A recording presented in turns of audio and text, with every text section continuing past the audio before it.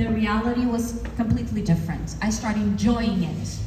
I was starting to promote the song, and with pleasure.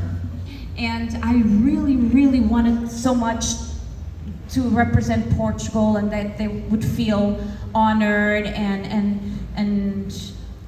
you know, that was a good representative. So that London came and repeated the reception was amazing. And then in Copenhagen was even better. I was surprised how they recognized me on the streets. It was amazing, and the professionalism of the team. You know, that at Eurovision, the sound wasn't. I use in-ears in Eurovision.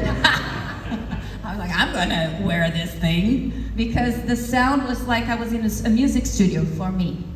For me, it was amazing, the sound. I don't know about my colleagues, but at that year, for me, it was amazing. And the acceptance, and the Portuguese delegation, but especially the Portuguese team, we were so well accepted in the behind the scenes.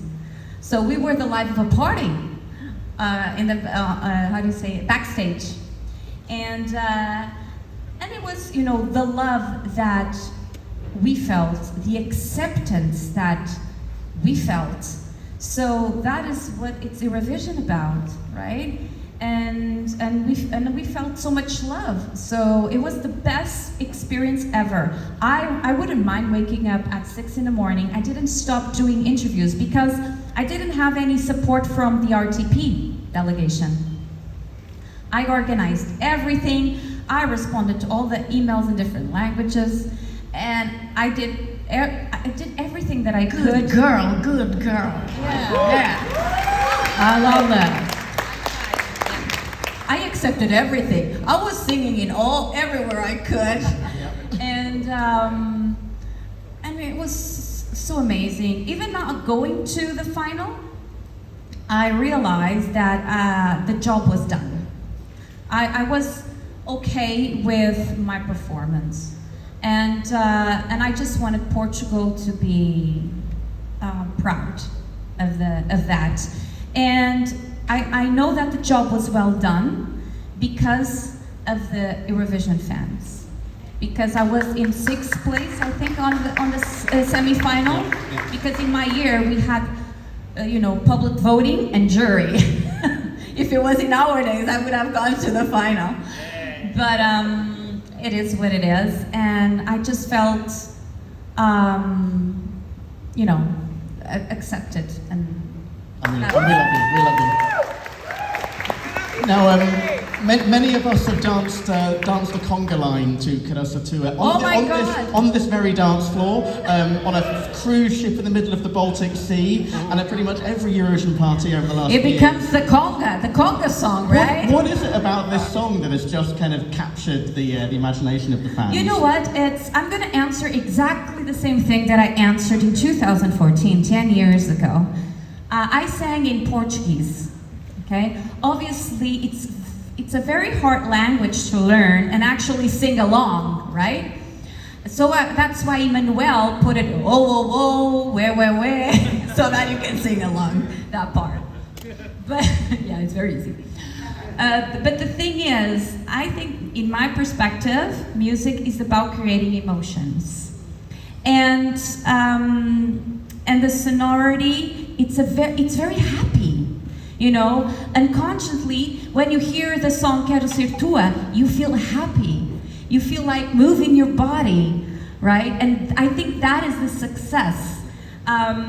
It's a happy song where you can express yourself, be yourself, dance the night out, and that's the beauty of Quero Ser Tua. And it's sang in Portuguese, and nobody understands what I'm saying. But anyway, you feel like, happy. And I think that's the success of the song, because I'm always saying music, it doesn't matter the language. Language is not a barrier.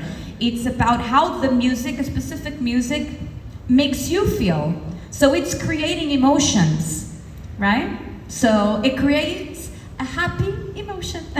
And we look forward to hearing it later on tonight. Yeah.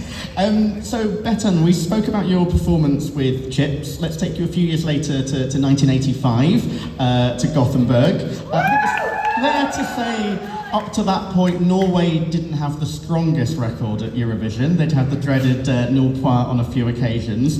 I have to ask in a everything. Swede. Yeah. Well, I was going to say, how did Bobby Socks come about, and how was it put together? Hannah had this idea about this duo from two working professional artists for a project, and she was looking for the right sock.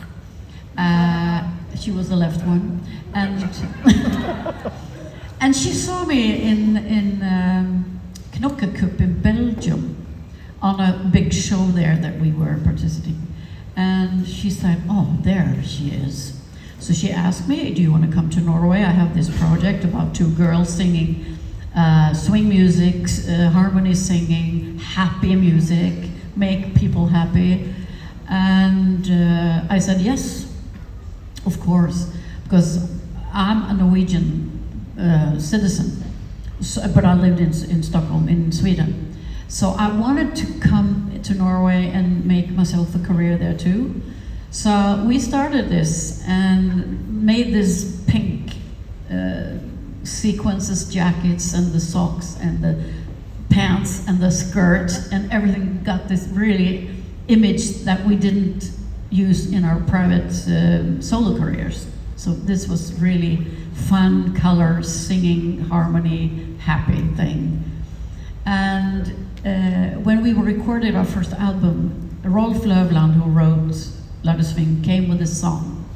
And I remember I was sitting in my apartment in Stockholm and they played it on the phone, and I was just jumping up and down. "Oh my God, we're gonna win!" And if we don't win, we have this beautiful, happy song for the concept, Bobby Socks.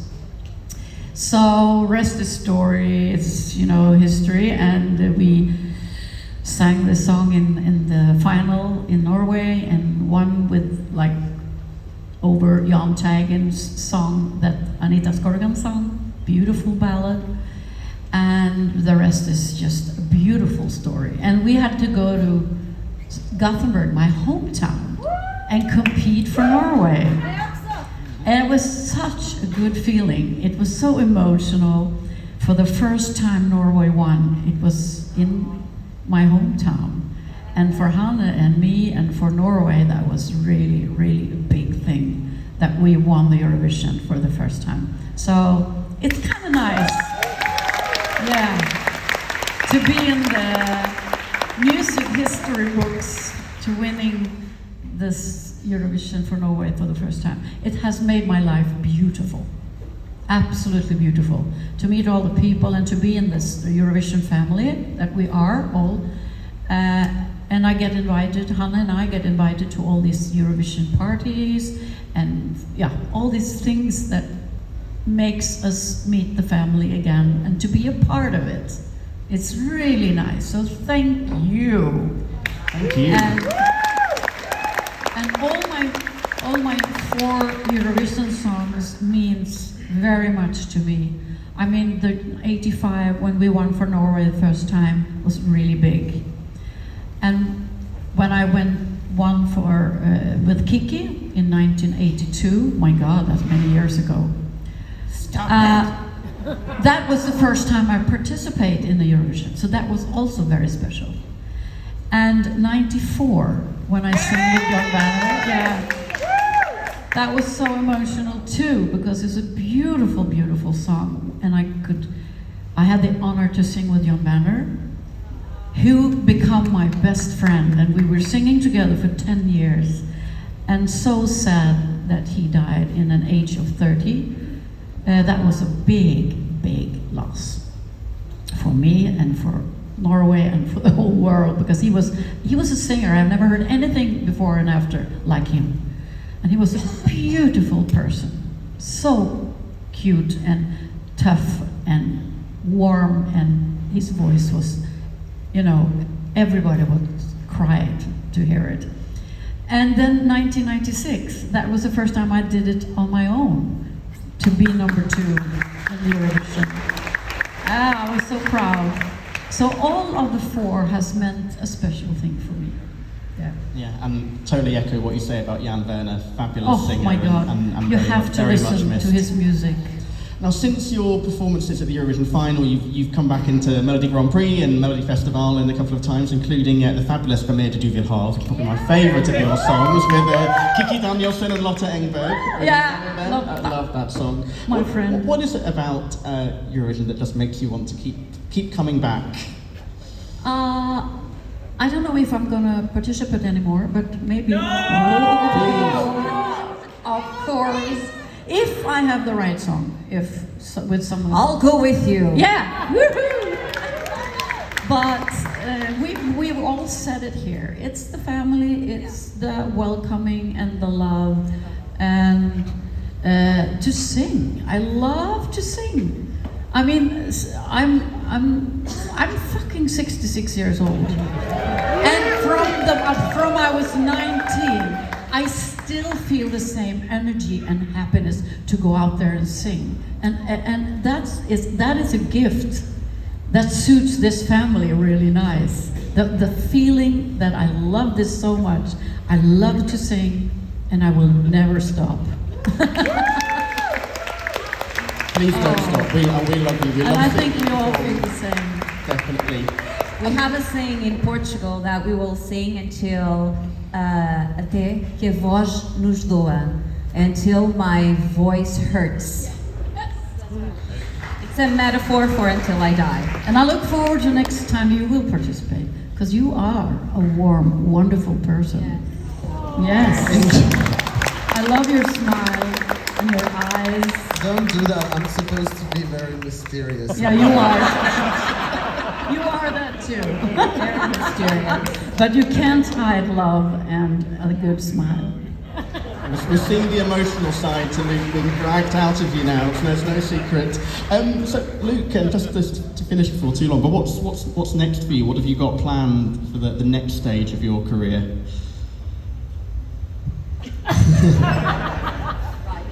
Well, I've never really stopped working. You know, I found out like through Eurovision, I got such amazing support from fans, and you know they're so effing funny. I can't swear because I didn't win Eurovision. You will. See you. Gonna win and come and do all the swear words. But you can put on a pink jacket. I think I'm just exploring, like as I said, like I'm exploring the notion and existence of evil in the world, as I've been seeing loads of evil happening, and why is it like that, and the crux of it all, and I kind of never stopped writing because I took this opportunity really seriously. Maybe not at the time while it was happening, but after that, I became, and I agree with you wholeheartedly, especially your story with the pre-parties.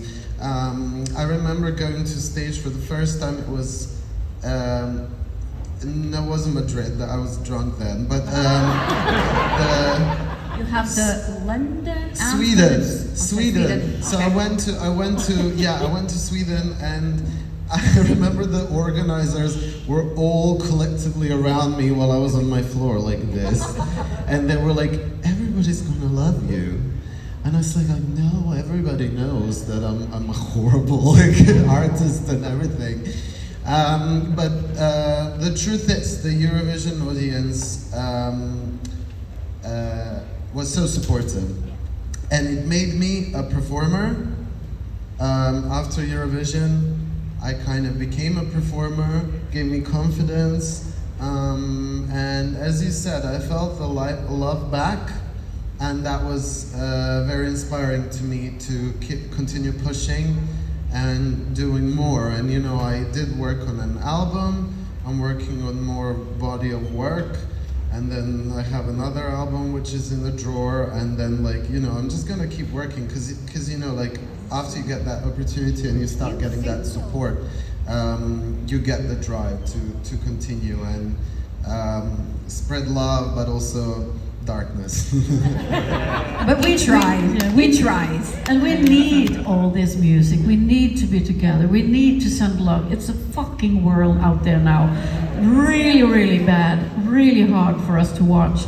So as long as we can sing and be together and spread love, that's so nice for me. I feel it's a good way of living. And Susie, since we saw you in Copenhagen, obviously Portugal have had their first victory. I still think you should have been one of the hosts in Lisbon. I think you'd have been fantastic. Really cliched question, I know, but would you do Eurovision again? Me? Susie. I will be Elizabeth, like Elizabeth when I'm 60. That's a long time left. I know. I'm not gonna say. I'm almost there. Well, that's a hard question. If I would do Eurovision again, if it was because of you guys, everyone here, the Eurovision followers,